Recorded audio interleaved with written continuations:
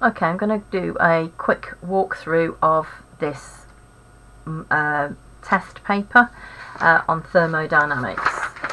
So if we have a look at the first question, it's asking about looking at a sample of sodium chloride and adding it to water. The temperature was initially 20 degrees C. It stirred, stirring it, potassium chloride dissolved and the temperature dropped. So describe the steps you would take to determine an accurate minimum temperature that is not influenced by heat from the surroundings. So basically what you want to do is take the temperature for a number of minutes before you actually do the reaction. So the first thing is to take the temperature for maybe about 4 minutes to make sure that there's no change in temperature, so there's no heat going in or there's no heat being lost. Then the second thing you would do is you would drop the potassium chloride in and start timing at regular intervals. So you would maybe take a temperature every minute and record it. The third thing you would do is then plot a graph, and because we see the graph that you would get, it looks something like constant temperature, then you'd get a massive increase in temperature and it would tend to fall off, or it goes the other way around where you've got constant temperature, then it drops down and comes back. So you would plot the graph, and then you would extrapolate back to 4 minutes or whatever time it was. So that's the fourth thing you would do. So extrapolate back to the time when you added the solid into it, and then you would get a theoretical temperature, or in this case it would be this graph, theoretical temperature at which it would have reached. Okay, the temperature of the water decreased to 14.6. Calculate a value in kilojoules per mole for the enthalpy. Well, this is just using the relationship of Q equals mc delta T. So that's the mass of the liquid that's absorbing the heat, which is the water, and the mass is 50 grams.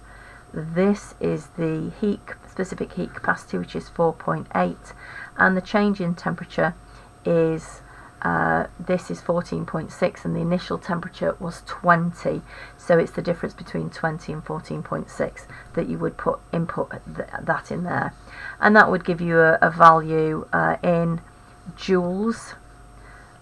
So the value would be in joules, but it wants it per mole, so calculate the value of kilojoules per mole. So you're going to have to turn the joules to kilojoules, and you're going to have to work out how many moles you did this on. Well, you had 5 grams of potassium chloride, so you want to turn that to moles.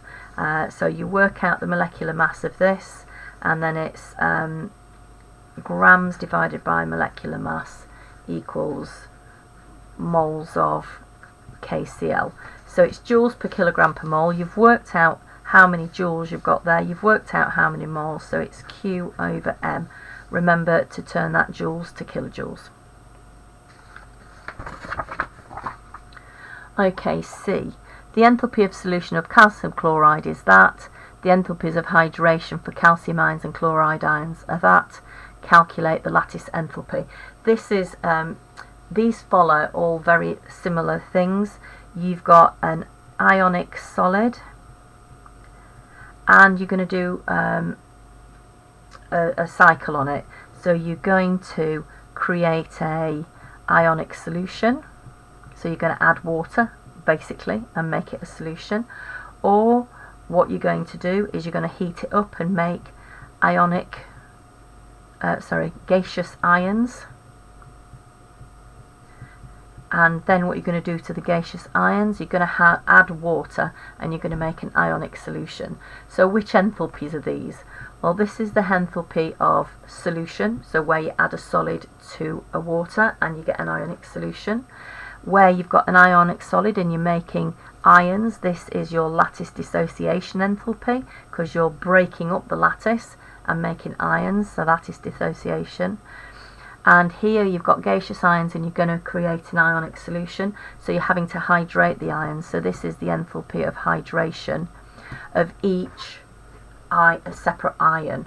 So you'd have the chloride ions and you'd have the calcium ions, and just be aware, you've got to remember that this is per mole. So if you've got calcium chloride, CaCl2, you're going to have 1 mole of calcium ions, but you're going to have 2 moles of chloride ions. So you take that into account at that point there. So explain why your answer to part C is different from the lattice dissociation enthalpy for magnesium chloride.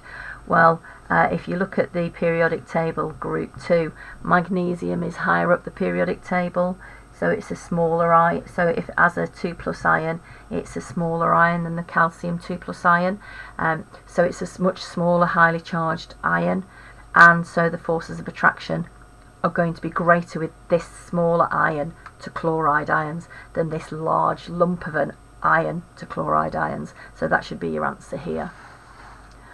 Okay, so write an equation for the process that has an enthalpy change equal to the electron affinity of chlorine. So electron affinity means it captures it. So this is chlorine capturing an electron to become a chloride. So it's that, but make sure you use state symbols to show that. So you've got to use state symbols. In terms of electrostatic forces, we're looking at ions here. Suggest why the electron affinity of fluorine has a negative value. Well, you've got to just remember that fluorine has a very positive nucleus. I'm going to just draw it like that. So it's got a very positive nucleus, and these electrons are very close by. 1, 2, 3, 4, 5, 6, 7. So to input another electron in there is going to be energetically favourable. This is a neutral. Fluorine atom is neutral, and that electron's going into a neutral atom, but it's being attracted by that positive force. So it's energetically favourable, so basically it's a negative value. It's giving out energy. That's what that means. Okay, so this is the Born-Haber cycle. So we can see that we've got it's for, what is it for? It's for silver fluoride, AgF. Okay, so we're missing a fluorine, I guess. So we've got our starter materials, which is silver solid. Well, fluorine is a gas, and we've only got 1 fluoride, so that would be a half. We can see that this is changing, so that's not going to change. We can see that that's changing now, so it must have got an electron from that. That's still not changing, a half F2 gas. And this is not changing, so this is going to have to change. So a half F2 gas, we're going to go to F atoms. Okay, and then those F atoms gain, oh, don't forget the electron. Those F atoms gain an electron, we can see that happening there, and then the silver and the fluorine come together, so that's the lattice association formation going this way, but this is showing lattice dissociation, the arrow's going that way. But just remember that the dissociation energy is equal and opposite to the formation enthalpy.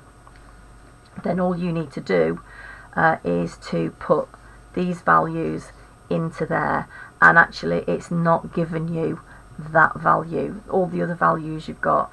Just remember that if you're going to go around the cycle, you're trying to find this value, so you're trying to find that value star, and we're going to go around the cycle. So to get to here, we're going around the cycle in this direction. So we're going against the arrow, so we're going to whatever the value of that is, because we're going against it, we're going to take the opposite value. We're going against this arrow, so whatever the value of that is, we're going to take the opposite value. We're going with the arrow here, so whatever the value of this is, we're going to keep that value.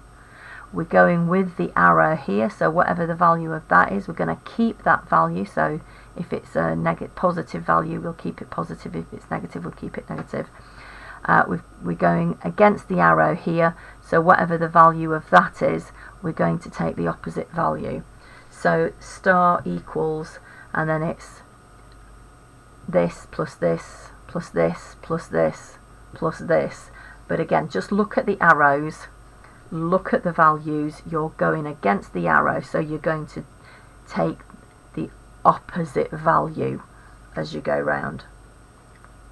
If you don't like the idea of that, just remember that the height or the value of this is exactly equal to the value of that. So all of these numbers added together will equal all of those numbers. They're the same height, regardless of the values on them. It's just the actual values would make this, they're the same height.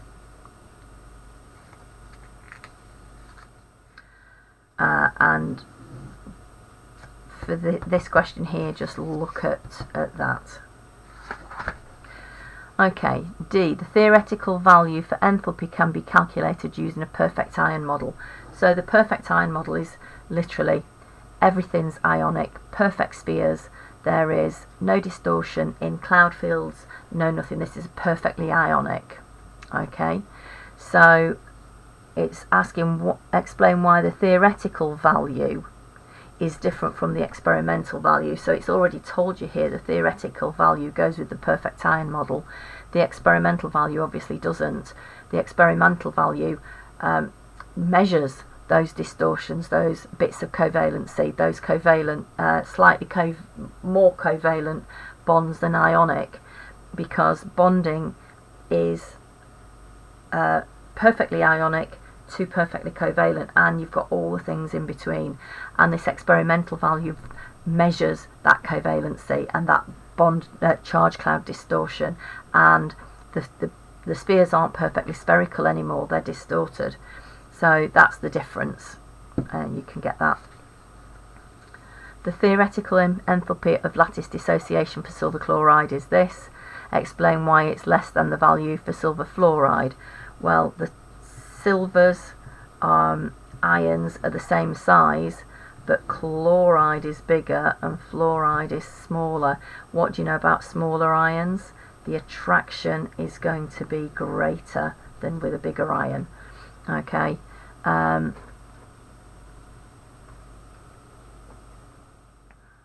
Okay, that's about it. Question 3. Thermodynamics can be used to investigate the changes that occur when substances such as calcium fluoride dissolve in water. So what's enthalpy of lattice formation? You've just got to look up the definition for that. You can Google it if you don't know. There's 2 marks, so there's 2 bits to it. Enthalpy of hydration for fluoride ions. Again, you should know the definition for that. If you don't know, look in your book. In the back of your textbook it should be there. It's only 1 mark. Explain the interactions between water molecules and fluoride ions. Okay, you just got to remember the delta positive and delta negative, and fluoride ions are negative. Explain about the attractions there. Considering the following data, use this data to calculate the value for enthalpy of solution. Well, again, this is the same thing. We did it earlier. You've got a solid, an ionic solid, and it's going to go to an ionic solution, and you're going to turn it into gaseous ions. Okay, your ionic solid is calcium fluoride. You did calcium chloride before. Your ionic solution is calcium ions and fluoride ions. Your gaseous ions are calcium gas ions and fluoride ions. So this is the lattice enthalpy of dissociation. This is the this is the solution enthalpy. This is the hydration of the ions enthalpy. Okay, just again be careful of your values here and just sub in those numbers. Question 4. This is we're looking at disorder against temperature. So as you increase the temperature, you're increasing the disorder until you get to this point. So as the temperature the disorder's increasing but the temperature stays the same, that will be where, so if this is a solid, this will be where it's changing to a liquid, and then you get in massive change of disorder for the same temperature, and that'll be where it's changing to a gas. Okay, so explain in terms of molecules why the entropy is 0 when the Kelvin is 0. Well, what do we know about molecules? They move, they need a bit of temperature to, well, the amount of movement they have is indicative of the temperature that they have, of the energy that they have. So you can explain that at 0 temperature there's no movement and it's perfectly ordered. Why is the first part of the graph slopes up from the origin? Okay, you can answer that now that you know that we're putting energy in and it's moving and it's becoming disordered. And here you'll need to mark the boiling point on this graph. So pick where you think the boiling point is and mark it somewhere along this axis.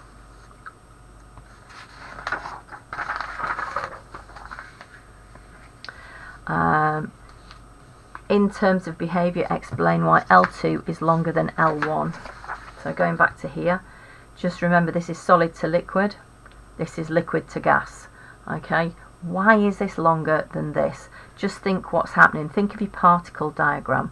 So this is your particle diagram for a solid, particle diagram for a liquid, and then you've got your particle diagram for a gas. So what actually is going off here? Why is this longer than this? If you don't know, Google it. Okay, so that answers that question.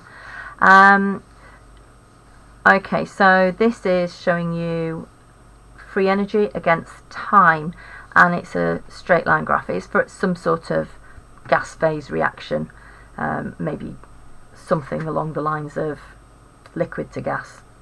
So explain with the aid of a thermodynamic equation. What thermodynamic equation do you use that links free energy with disorder that we've talked about? It's delta G equals delta H minus T delta S. And you've got to link it to this straight line equation. So you'll need to rearrange this so that when we it follows this line. So we need a gradient. So what on there is the gradient? So y equals m equals x equals and c equals. So y would equal delta G, but what does m equal in all of this? What does x equal? What is plus c? So if you just rearrange this so that you get mx and minus t delta s, then you should be able to link it to those. Explain why the magnitude of G decreases as T increases in this reaction. So as you increase the temperature, delta G decreases. So basically delta S must be positive. So as you increase T, you're making this more negative, and if it's more negative, it's decreasing this. Okay. Oops, sorry. That's this here. So explain why the magnitude of delta G decreases as T increases. So it's the delta S is positive. State what you can deduce about the feasibility of this reaction at temperatures lower than 500. Well, we know that the feasibility, delta G has got to be greater than 0. So what can we say when it's at greater than 500? Is delta G 0? No, it's negative. So feasibility wise, it ain't feasible. Okay, the following reaction about feasibility.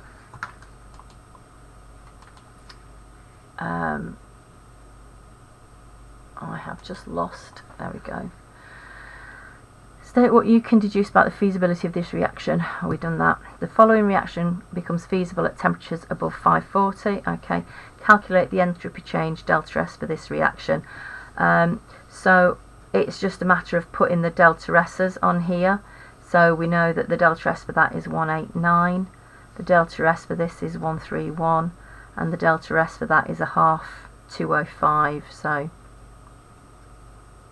a half times 205, and to work out the entropy, it's the sum of the entropy of the products take away the sum of the entropy of the reactants. So it's these take away that. You can calculate that. Calculate the value with units for the enthalpy change for this reaction at 540. So basically you're going to put it into delta G equals delta H minus T delta S.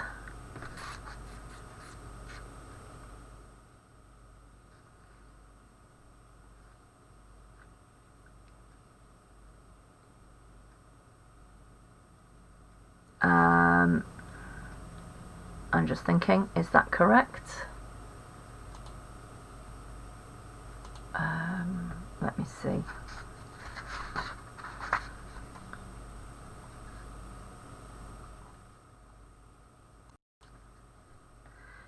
That's right, because it is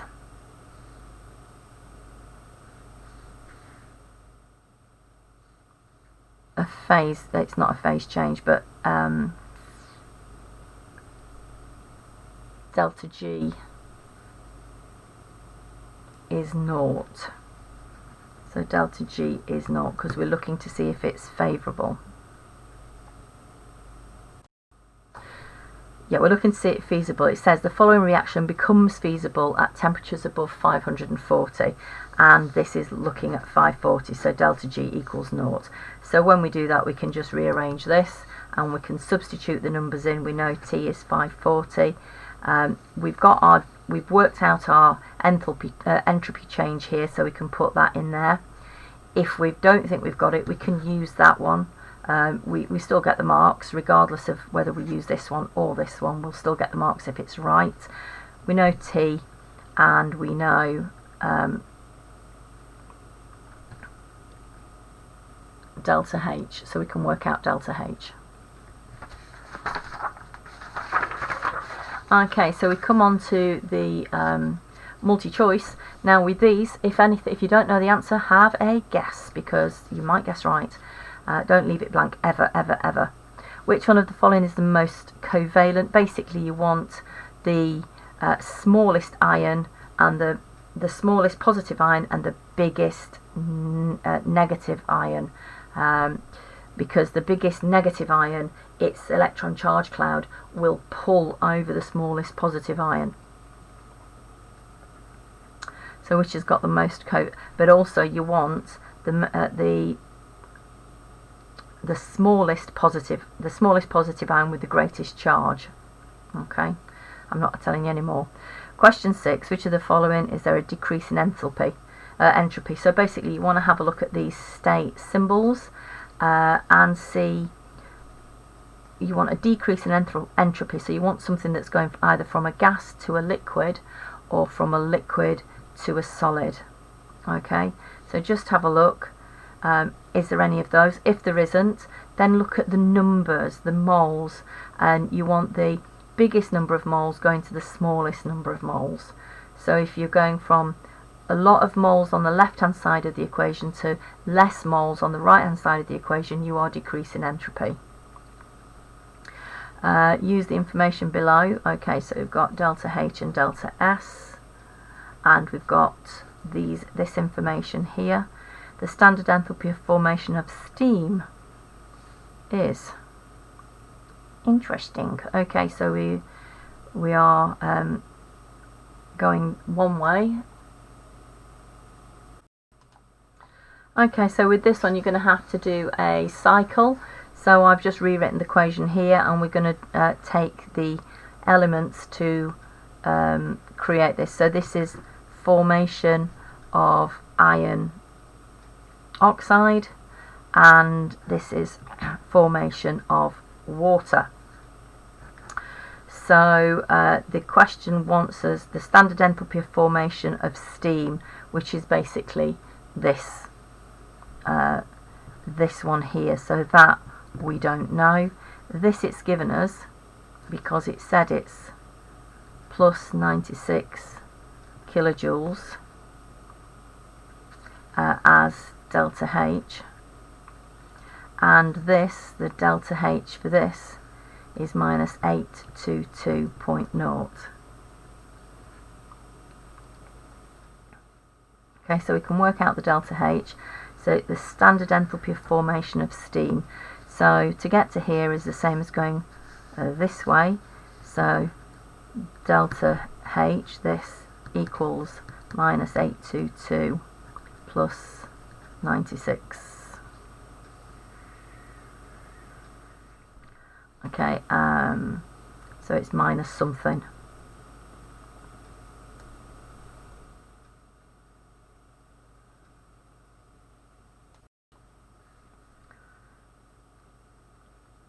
Okay,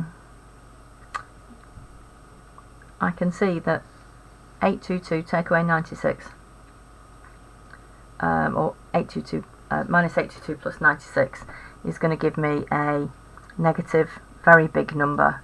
It's a bit late at night and I can't quite work this out. I have a feeling we've got three moles going here. Can you see we're making 3 moles of water, so that's 3 times. So whatever figure this works out at, I need to divide it by 3 to find the number of moles. So if you can work that out, then divide it by 3. It'll be one of these two numbers here. And then the final one, which one of the following best explains why the lattice enthalpy of magnesium chloride is much larger than that of lithium chloride? Well, again, it's the same question. How many times can you ask one of these questions? So this is the lithium ion and this is the magnesium ion. Oops, that chlorine's not necessarily the same size, is it?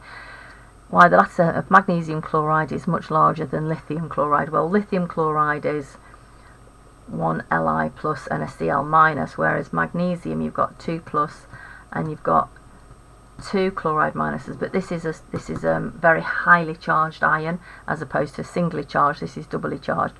So in terms of the forces of attraction, you've got greater forces of attraction. But also I've tried to draw them not necessarily to scale, but again to help you choose the right answer from there. Okay, good luck.